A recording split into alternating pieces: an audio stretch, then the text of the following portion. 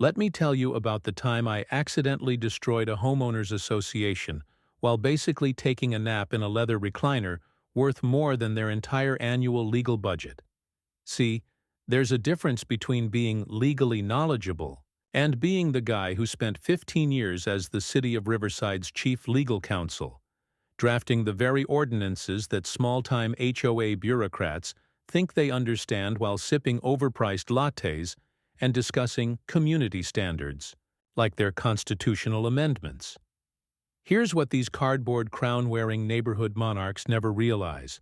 When you poke a bear who's not just written the rule book but actually co-authored the state legal framework, you don't get a growl. You get creative destruction at its absolute finest. And by the time I was done, their precious HOA didn't just lose. They became a cautionary tale used in municipal law courses across 3 states, with PowerPoint slides labeled "The Peterson Protocol," when retirement goes nuclear. But I'm getting ahead of myself. Every great war starts with what seems like a minor skirmish. Tuesday, April 3rd, 2023. The day these self-appointed guardians of suburban aesthetics signed their own death warrant with purple ink and delusions of grandeur.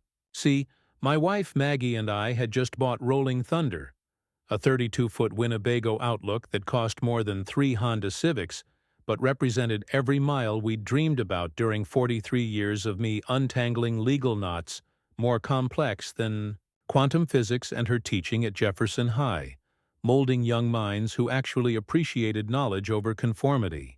The day we drove it home, you'd have thought we'd restored the neighborhood from its current state of beige conformity to actual American freedom. Kids stopped playing to wave and dream about adventure. Tom Wilson next door gave us the double thumbs up while washing his car. Even Mrs. Henderson, who once called the police on a neighbor's kid for drawing a smiley face with sidewalk chalk because unauthorized street art violates our aesthetic standards, actually smiled approvingly while watering her petunias. But what these amateur feudal lords never grasp is that enthusiasm is a social currency they can't control. And they hate what they can't control like vampires hate mirrors and holy water. "Eddie," Maggie called from inside the RV, arranging her travel jewelry collection for the 3rd time that hour, while simultaneously color-coding our travel itinerary by state and season. "Did you check the HOA rules about parking regulations? You know how they are about their precious rules." Of course.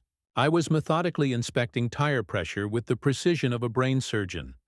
Habits from my mayoral consulting days, when precision in everything meant the difference between a park being built in a flood zone or safely high ground. Sections 4.7. Subsection 3. 48-hour allowance for loading and unloading. I memorized every word 6 months ago, including the semicolons and footnotes. Hell, I memorized the meeting minutes where they voted on this nonsense. That's what 15 years as Riverside's top legal gun teaches you. Preparation isn't paranoia, it's survival. I'd drafted so many municipal codes I could spot ambiguity from 3 blocks away and identify its exact legal lineage. And these HOA rules? Child's play written by adults who think reading Homeowner magazine qualifies them to draft local legislation. 3 weeks rolled by like a gentle stream. We'd completed our inaugural voyage up the California coast, Maggie collecting sea glass that told stories of distant shores, me photographing lighthouses, and mentally cataloging every legal jurisdiction we passed through because old habits die harder than cockroaches in a nuclear winter. State parks in Oregon handled camping permits like a well-oiled machine. Washington rest stops had clearer signage than most government buildings. California was its usual beautiful mess of contradictory regulations that somehow worked because no one actually understood them. That's when she materialized.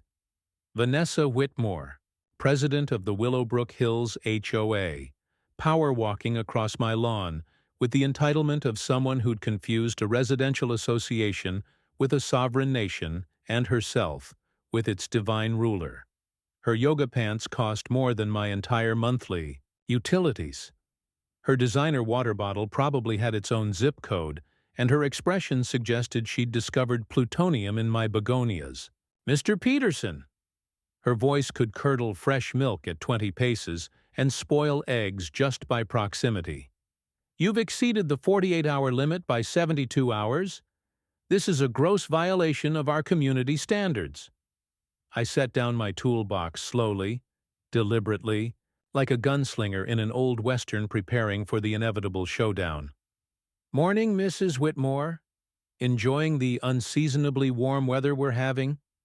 Global warming's really reshaping our growing seasons, isn't it? Don't deflect with environmental chit-chat. That eyesore needs to move immediately. It's disturbing the visual harmony of our community." Eyesore? I'd spent 18 months researching every detail of Rolling Thunder like I was selecting an organ. For transplant. German-engineered transmission smoother than a politician's lies. Swedish climate control more precise than a Swiss watchmaker. Italian leather seats softer than Vanessa's concept of justice. This RV had better specs than her Mercedes and actual functionality beyond impressing other suburban warriors at the country club. "Actually," I said, channeling my courtroom voice, that had once convinced a federal judge that a comma placement fundamentally altered the meaning of an environmental regulation, "the 48-hour provision applies per home visit between journeys. We've been parked 36 hours since our last departure. I maintain precise logs, as required by Section 4.7c, including GPS timestamps and odometer readings. Would you like to review them?" Her face flushed that specific burgundy that only appears when bureaucrats realize someone's actually read their rules and understood them better than their author. Well, there are aesthetic considerations. Visual impact assessments. Fascinating. Which subsection codifies those specific requirements? And do they include mathematical formulas for measuring said impact? Or is it merely subjective interpretation? In my City Hall days, I'd seen this moment countless times, when power meets preparation, and preparation wins by knockout. She spun on her Jimmy Choo heels and retreated across my lawn like she was walking on hot coals.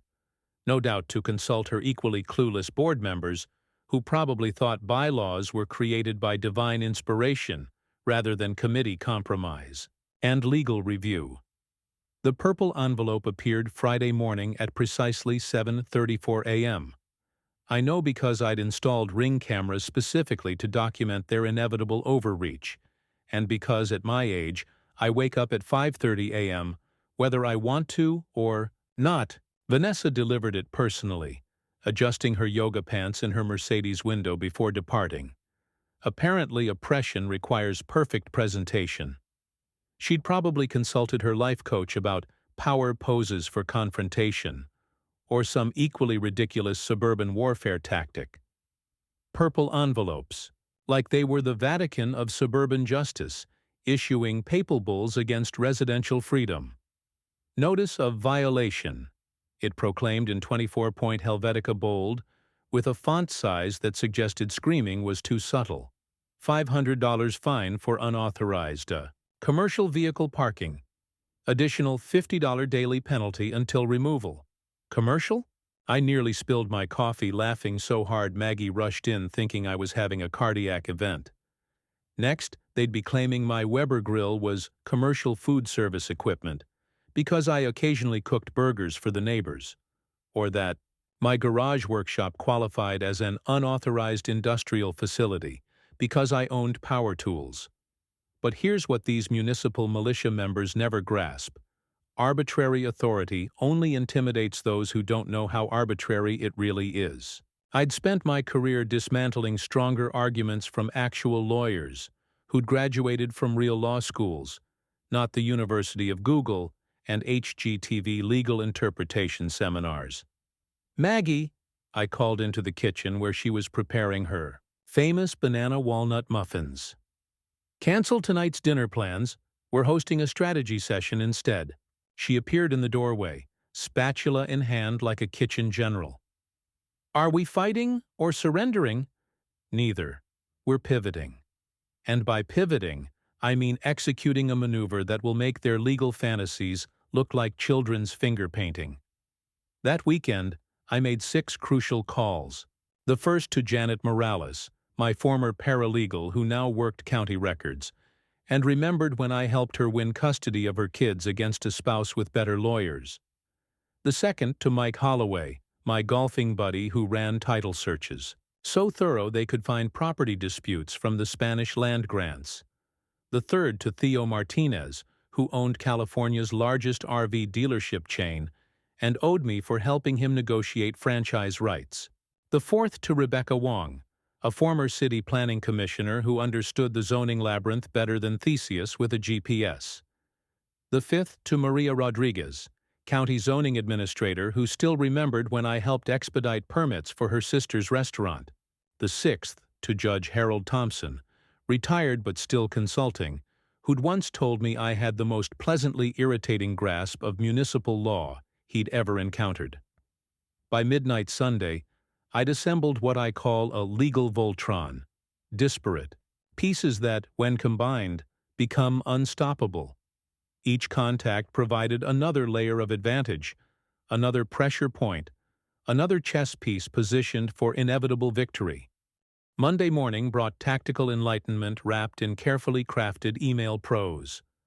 I composed a message that would later be referenced in an actual HOA reform newsletter titled, "When Residents Fight Back, Legal Precedents That Changed Everything." Dear Mrs. Whitmore, your violation notice contains several procedural deficiencies that fundamentally undermine its legal standing, including lack of photographic timestamp verification, improper categorical classification under Section 1427, which specifically excludes recreational vehicles from commercial designation, and failure to cite specific municipal precedent for your assertion.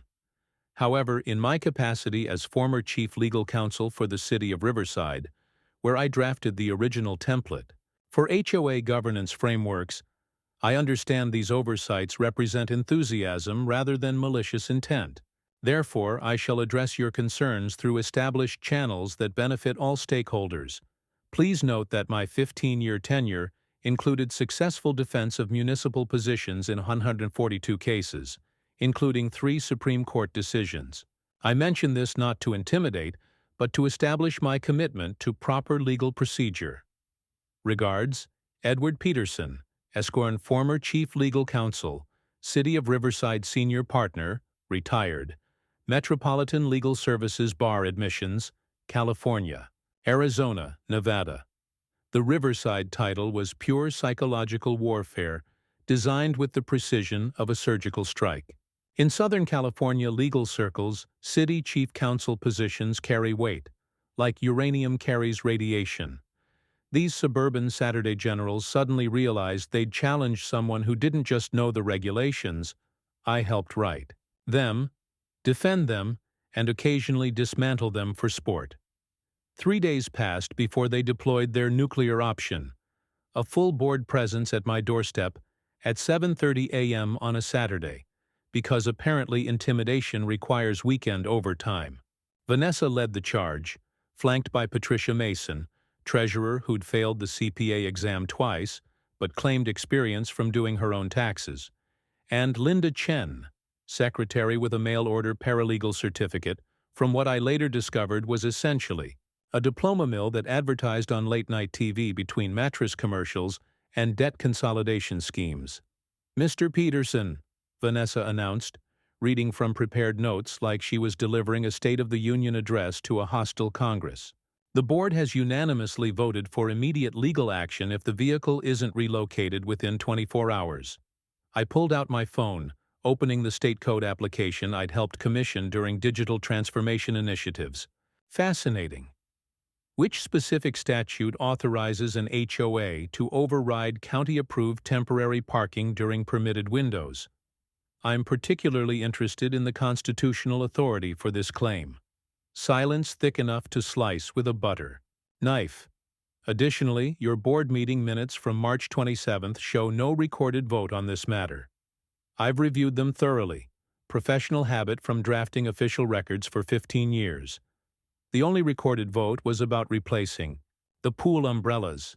Linda's pen froze mid-gesture, hovering like a cartoon character realizing they've run off a cliff. Furthermore, threatening legal action without proper authority constitutes potential harassment under Civil Code 51.7. Discovery would be particularly enlightening given the association's current financial position, the 3 outstanding vendor disputes I'm aware of, and Linda's brother-in-law's consulting contract that somehow bypassed the standard bidding process. 3 suburban generals retreated faster than the French at Agincourt, leaving trails of muttered threats and promises of further action. I almost felt bad for them. Almost, but defeating the HOA's amateur hour intimidation was merely the warm-up act. The real game required what I call creative municipal jujitsu, using their own system against them so thoroughly they'd beg for mercy while signing their own surrender documents. My research into county zoning revealed what these HOA warriors never bothered to investigate beyond surface-level Googling. Residential properties could operate seasonal recreational facilities under specific conditions. The process required registration, insurance, and basic amenities, checkboxes I could complete, blindfolded with one hand tied behind my back, while reciting constitutional law precedents. "Maggie," I announced Saturday morning, spreading county forms across our kitchen island like a general planning his invasion. "How do you feel about becoming campground operators?" She looked up from her coffee, her reading glasses perched on her nose. "Is this revenge or insanity? Because at our age, I need to know which medications to take." "Neither. It's conversion." I tapped the zoning code. "We convert their weapon into our opportunity. They want to claim commercial usage? Fine.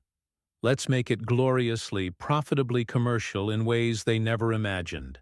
The zoning administrator, Beth Martinez-Thompson, had worked with me during my city council days on the notorious Ridgeview Creek preservation dispute. Our relationship remained professionally cordial, with undercurrents of mutual respect forged through bureaucratic battlefields. "Eddie, you dog," she chuckled when I walked into her office Tuesday morning. "What scheme are you brewing now? Last time you were here, you got us to reclassify an entire drainage basin to save that osprey nest.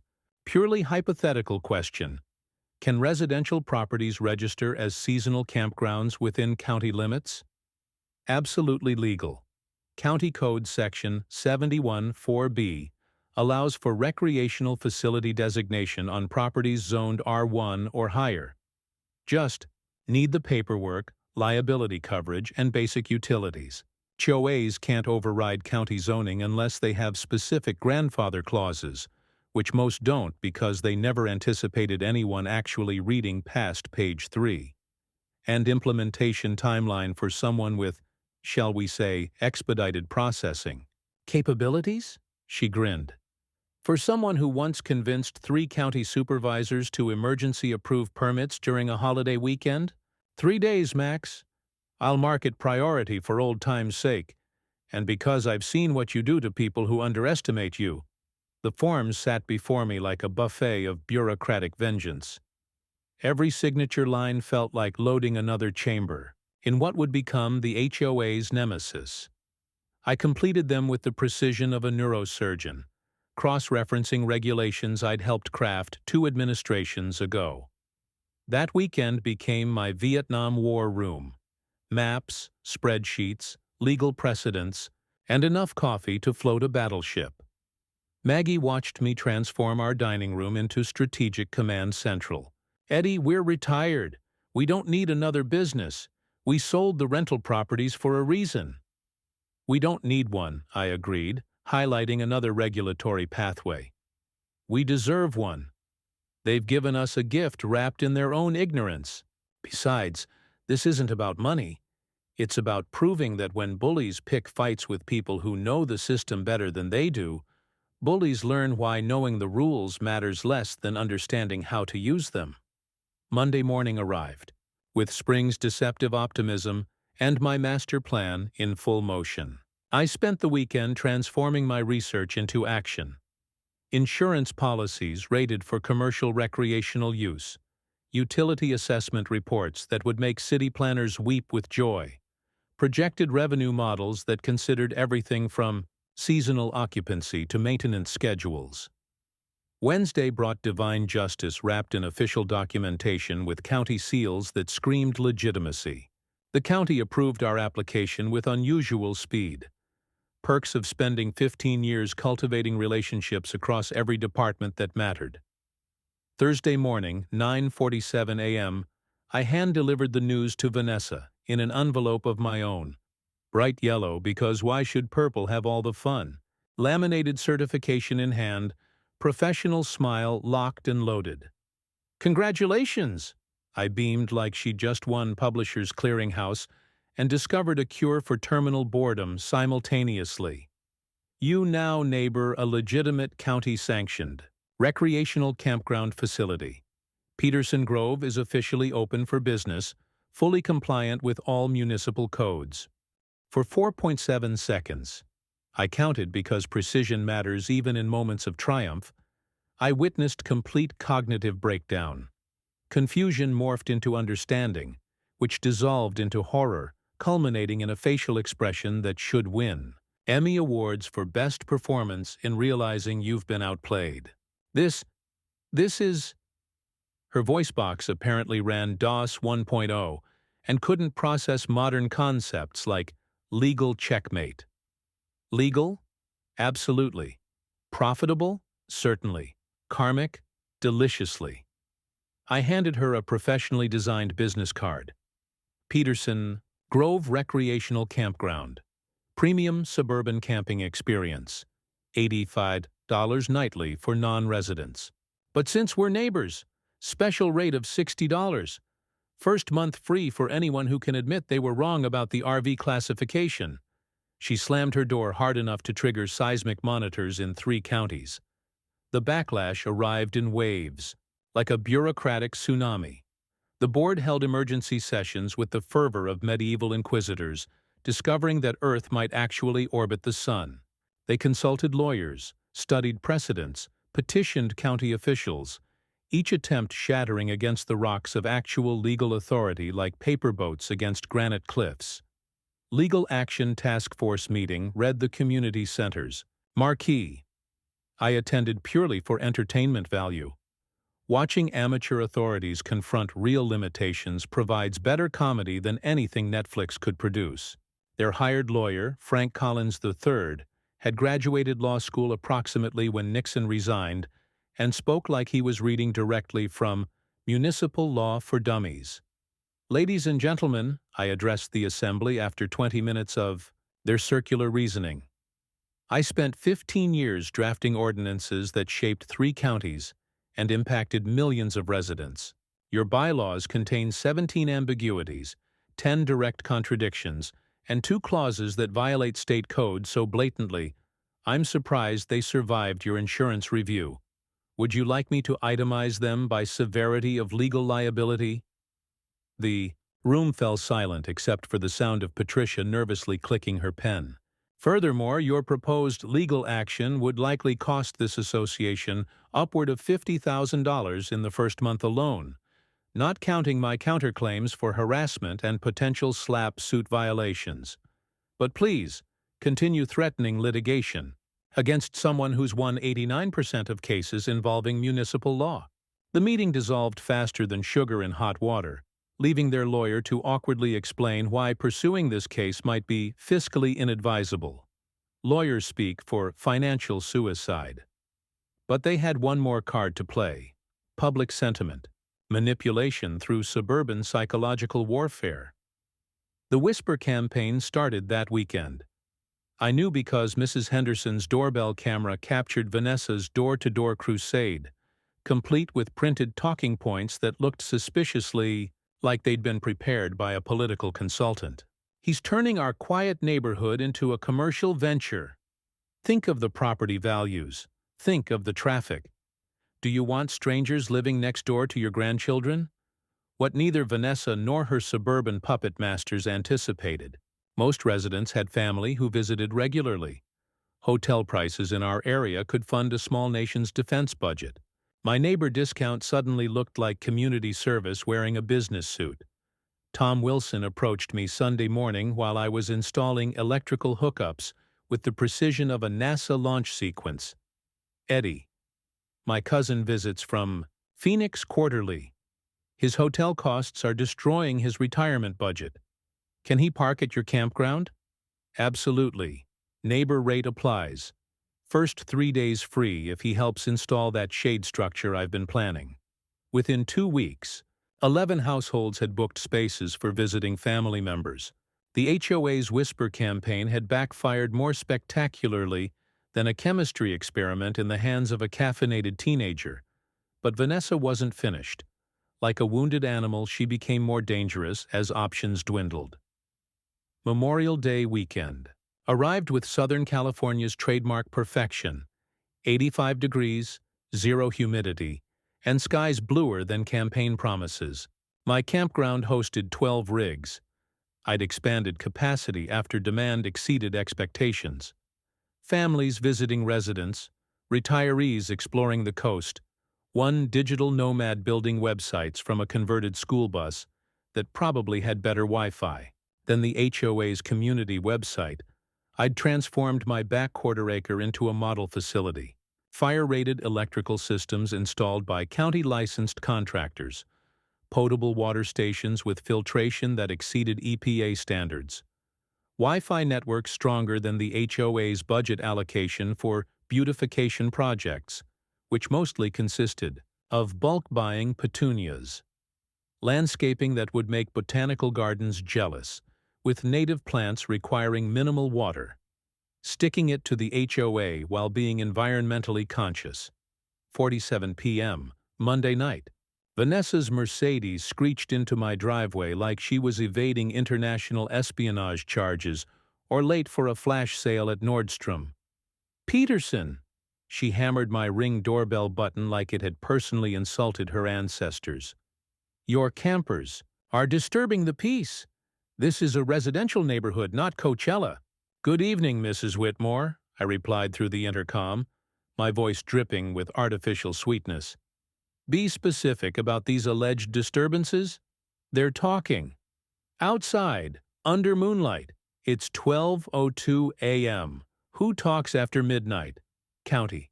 Noise Ordinance 17.2b permits conversation below 65 decibels until 12:30 a.m. on holiday weekends.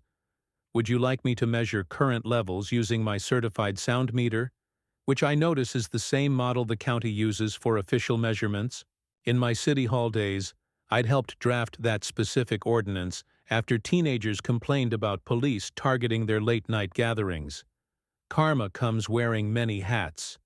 You planned this entire revenge scheme. You've manipulated every system, every loophole. Mrs. Whitmore, I executed a lawful business registration in response to arbitrary regulatory enforcement that lacked proper legal foundation. If that feels like revenge, perhaps examine your own actions that precipitated this entirely avoidable situation. She threatened police involvement with the conviction of someone who'd never actually dealt with law enforcement beyond asking officers to handle noise complaints. I invited it enthusiastically. Officers Henderson and Martinez, old contacts from my municipal days when I'd worked with the department on community policing initiatives, responded within 20 minutes. Their inspection found 0 violations. The digital nomad was indeed working late on urgent client deliverables, but within permitted sound levels. The retirees were already asleep, having retired at their customary 9 p.m. The families were watching Netflix with headphones because, as reasonable people, they understood the concept of common courtesy. Beautiful setup, Eddie, Officer Martinez commented, examining my electrical system. My parents are visiting next month for my daughter's graduation. Can I book a spot? Vanessa's scream echoed through 3 zip codes, disturbing more peace than my entire campground operation. Summer brought explosive growth beyond my most optimistic projections. Word spread through RV forums about Willowbrook's suburban gem offering city convenience at campground prices. I expanded capacity to 15 rigs after a civil engineer neighbor confirmed my utilities could handle increased load. I installed a professional gray water system that probably exceeded the standards of half the county's official campgrounds. I contracted with a local food truck for weekend breakfast service, creating another revenue stream while supporting small business. By August, Peterson Grove generated $18,000 monthly, with 87% occupancy rates and a waiting list that would make fancy restaurants jealous.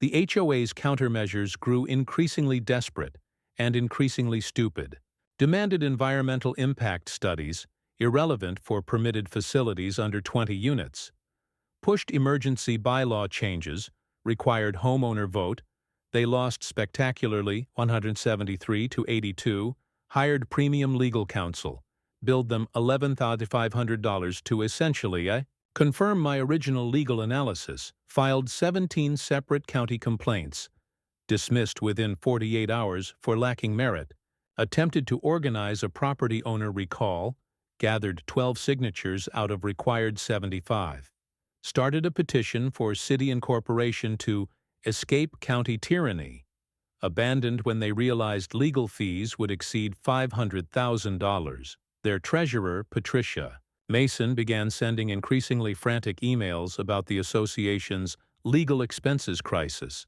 Each HOA newsletter mentioned dwindling reserves, special assessments, and vague threats about necessary measures.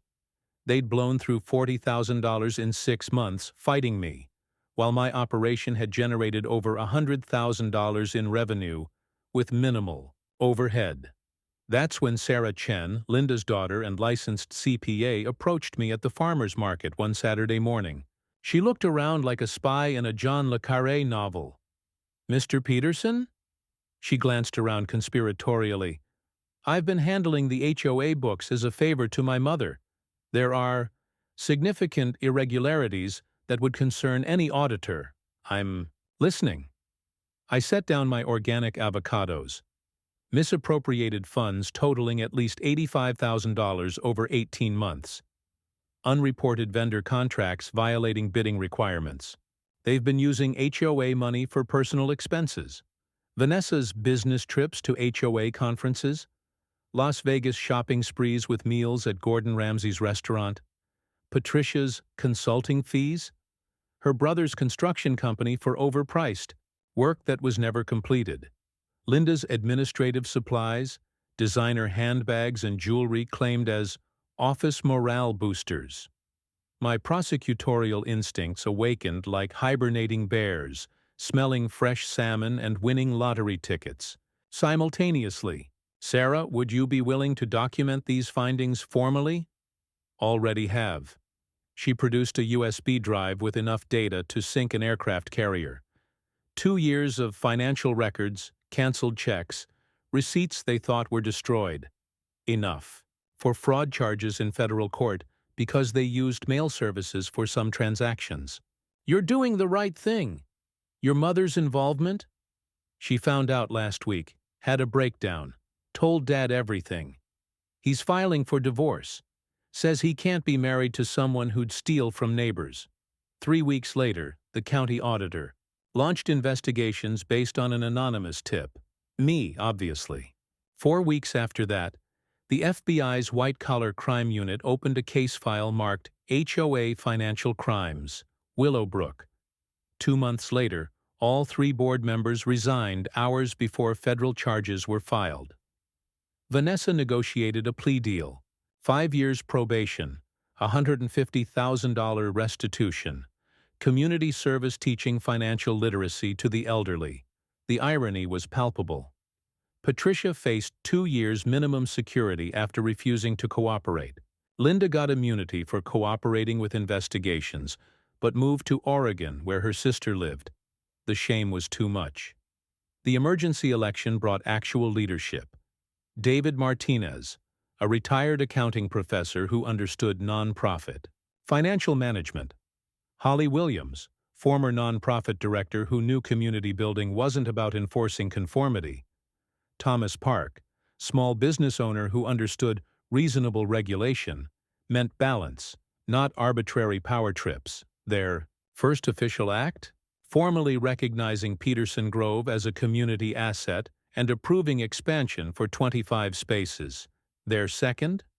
Complete forensic audit and rewrite of all HOA rules, reducing them from 247 pages to 47 pages of actually necessary guidelines.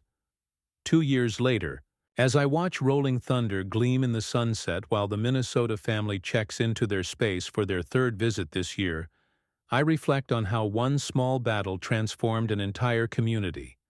Authority without wisdom collapses under its own contradictions. These HOA warriors never anticipated someone with deeper knowledge of their own system. They mistook a residential lawyer for suburban softness, forgetting that real power lies in understanding how systems actually work versus how they appear to work on paper. Peterson Grove now generates over $210,000 annually. 20% funds, neighborhood improvements that have added new playground equipment, improved LED street lighting, community garden with raised beds, small business development program for resident entrepreneurs, scholarship fund for local high school graduates. The former board members? Well, Karma tends its own garden with the efficiency of industrial farming. Vanessa relocated to Arizona, reportedly fighting with her new HOA over window tint specifications while completing her community service. Patricia serves time at minimum security while her construction business collapsed under IRS scrutiny. Linda moved in with Sarah, who ensures she has no access to financial accounts or decision-making authority. Rolling Thunder sits proudly in my driveway 48 weeks a year. The other 4? We're traveling America, collecting stories from other retirees fighting their own HOA battles. Many have implemented the Peterson Protocol, using legal knowledge and creativity to transform oppression into opportunity. My advice? Simple but powerful. Learn their system deeply, use their rules against them perfectly, and most importantly, be better at their game than they are. Because in the end, the best revenge isn't just living well. It's building prosperity from their attempts to bury you. And for the record, I'd absolutely do it again. Only next time, I'd expand to 50 spaces from day one and franchise the model. Life's too short to fight fair against those who never intended to play by the rules they claim to enforce.